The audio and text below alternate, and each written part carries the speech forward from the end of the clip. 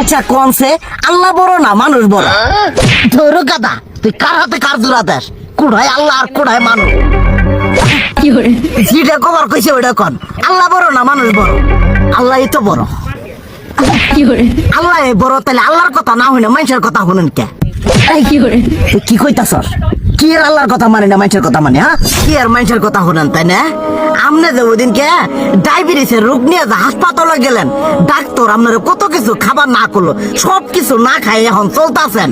তাহলে আল্লাহ যে আপনারা কইছে যে হারাম খাবার না, সুদ খাবার না, কই আপনি তো কাম কাজ বাদ দিয়ে এলাকার আমাদের টাকা পয়সা না গায়ে খালি ওইলে দিয়েই খান, নিজেরা টেও হালাল ভাবে কামাই করেন না, ওই সুদ তো না করে টেয়া করে লাভ আহে ওইলে দিয়ে দিয়ে চলেন আর পেট বড় বানাইছেন।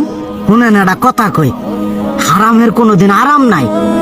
হালাল পথে রুজি রোজগার করেন, প্রয়োজনে এরা বেলা কম খায়েন, তাও শরীর পিণ্ডও ভালো থাকবো, কোনো রোগ বেদও হবো না, আরামও পাবেন, আল্লাহও খুশি থাকবো। তুই আমার এইভাবে বুঝাবি আগে কইলি না কে? আসলে এই বিষয়টা তো আমি কখনো মাথায় এইভাবে নেই যে আমাদের কখনো ডাক্তার নিষেধ করলে ঠিকই আমরা নিষেধ মানি, কিন্তু উপর আল্লাহ যে কত কিছু নিষেধ করে দিয়ে সেটা মানি না।